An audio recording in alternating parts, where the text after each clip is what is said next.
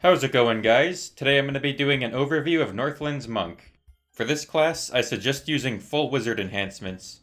For your rotation, use 4, 3, 5, 2. Use 2, 3, and 5 as they cool down, but only use 4 when the cooldown timer on 5 reaches slightly past the halfway mark, as Spirit Bomb does more damage when the Frostfell Spirit buff is active.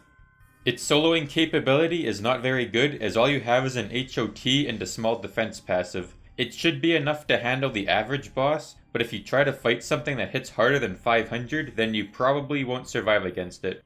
Its DPS is also on the mediocre side. It's not terrible, but you won't be getting fast kills by any means. Farming is not very good either. The class has range and sustain, but its damage output just isn't enough to be able to kill monsters efficiently.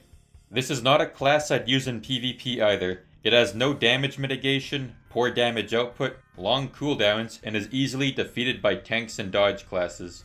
Its support is pretty decent though, as it can increase its allies' hit chance, haste, and damage, as well as lower its target's haste and defense, but its buff and debuff amounts are rather low, so it isn't anything special. Its nuke, however, does a lot more damage in a group though, due to how its Frostfell spirit stacks work, so at least that's a nice bonus.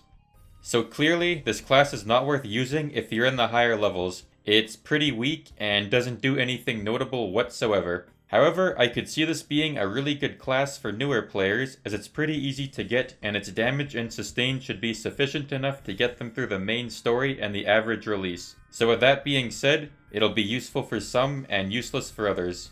Anyways, that's all for this video. Thank you for watching, and I gotta go hit level 100, so later.